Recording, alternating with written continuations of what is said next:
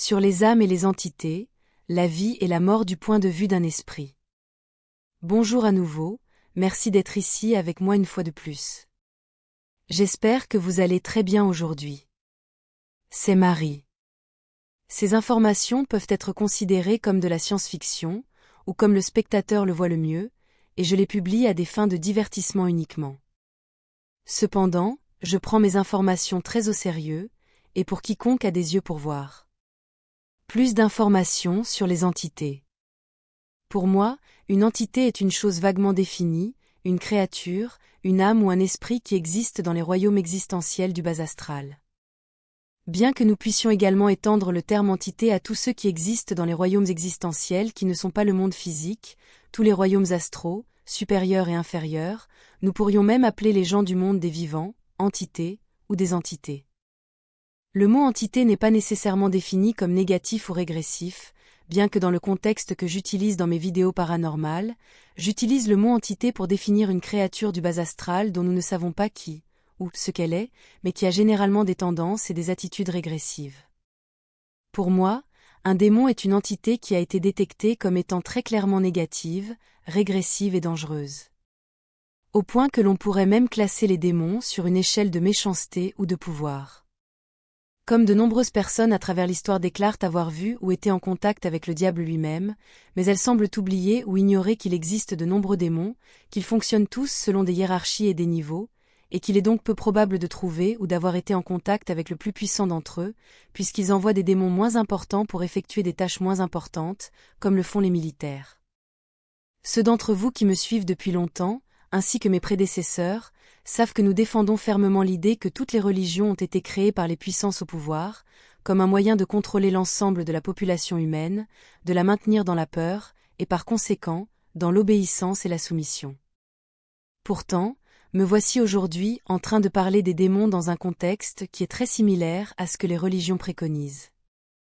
Il n'est pas nouveau que toutes les religions fondent leurs écritures sur des choses, des événements et des concepts réels, quand cela leur convient, mais nous pouvons aller encore plus loin en constatant que les religions créent des systèmes de croyances forts, qui sont des idées fortes, et qu'elles sont donc la base même de la manifestation d'un royaume existentiel. Les religions sont une réalité pour ceux qui les suivent avec dévouement, et s'ils le font fermement parce que cela les a aidés dans leur cheminement spirituel, qu'il en soit ainsi, au moins ils cherchent des réponses en dehors de la science matricielle officielle, qui n'est rien d'autre qu'une autre religion, comme le démontre sa forte nature dogmatique. Aucune religion ne détient une vérité cosmique ultime, c'est pourquoi nous pourrions également considérer une religion comme une sorte de royaume existentiel en soi, où ses règles s'appliquent à l'intérieur, mais ne s'appliquent pas toujours en dehors de celle-ci. Cela signifie que les personnes qui ont une meilleure compréhension de la religion, de sa signification, de son but et de son origine, la comprendront dans leur propre contexte, où la religion peut être étudiée et prise pour ce qu'elle est à leurs yeux, c'est-à-dire une méthode de premier choix pour le contrôle de la population. C'est pourquoi je dis qu'il n'y a pas de vérité ultime, et encore moins de vérité cosmique, valable partout et dans tous les domaines existentiels, à moins que nous puissions considérer l'esprit supérieur de la source lui-même comme étant cette vérité ultime. Pour en revenir aux entités du bas astral, le fait qu'elles se trouvent du côté astral ne signifie pas qu'elles n'ont pas de système de croyance solide pour elles-mêmes, car beaucoup d'entre elles ont été des âmes incarnées avec une vie dans le monde des vivants, donc sous la forte influence de la religion. Cela signifie qu'ils appliquent ces règles religieuses au monde astral inférieur, qu'ils co-manifestent avec leur faible conscience. En fin de compte, les royaumes astraux inférieurs ne sont que le résultat du fort égrégore, créé en tant que reflet de tous les pires attributs des personnes ayant une âme, qui habitent le monde des vivants. C'est la manifestation en miroir des pires et des plus sombres parties de l'inconscient collectif. Lorsque les gens meurent, la seule chose qu'ils emportent de l'autre côté, c'est ce qu'ils sont, ce qu'ils ont appris, leurs valeurs et leur éthique, leur expérience et l'identité de leur ego. Mais même là, ce qu'un sujet ou un autre emporte avec lui dépendra de sa vibration, de ses pensées et de ses idées, de sorte que beaucoup de ceux qui sont dans un état vibratoire très bas, ceux qui meurent pleins de colère, de ressentiment et de haine, avec une éthique et des valeurs très basses, continueront à être les mêmes de l'autre côté. Ceux-là ne connaîtront pas la vaste expansion de conscience qui se produit pour les personnes et les âmes à haute vibration, au moment où elles décèdent, tout simplement parce qu'elles ne correspondent pas à cette vibration, parce qu'elles sont renfermées et embouteillées dans leur propre royaume limité et auto-créé, basés sur des pensées et des valeurs à basse vibration, et n'ont donc aucune flexibilité et aucune prédisposition pour une quelconque forme de progrès spirituel. Une âme doit avoir une connexion très forte avec la source, et être prête à abandonner toutes ses valeurs pour en adopter de meilleures, plus étendues, afin de pouvoir correspondre à la vaste expansion de conscience qui se produit lorsqu'une âme est intégrée dans le champ plus vaste. En effet, une plus grande expansion de la conscience entraînera également la dissolution de l'ego, du moi que l'âme avait lorsqu'elle s'est incarnée.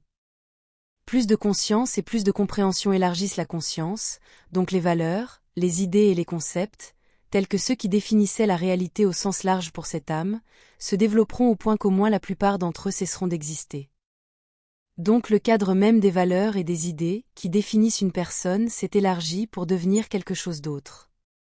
Cela signifie que la dissolution de l'ego, tel qu'il était connu lorsqu'il était incarné, la métamorphose du soi, se développe en quelque chose de beaucoup plus grand que ce qu'il était lorsqu'il était dans un corps biologique.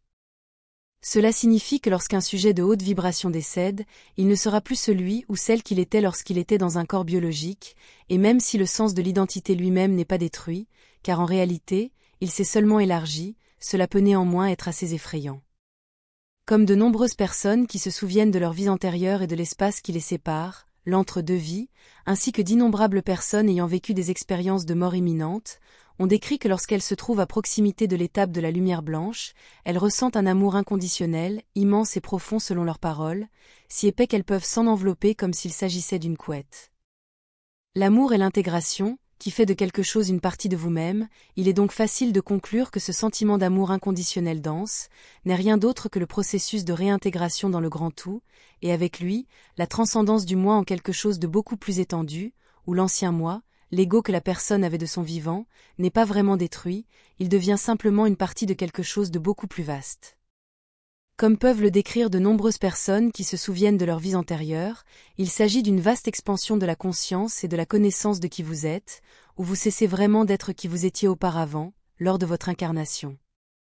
Mais vous ne perdez pas pour autant la conscience et la perception de votre propre unicité, car votre conscience de soi s'élargit considérablement, vous vous métamorphosez en votre identité cosmique, en qui vous avez toujours été, seulement grandement enrichi par les expériences dramatiques que vous avez eues lorsque vous étiez dans un corps biologique, de quelque espèce que ce soit, car nous sommes tous des personnes.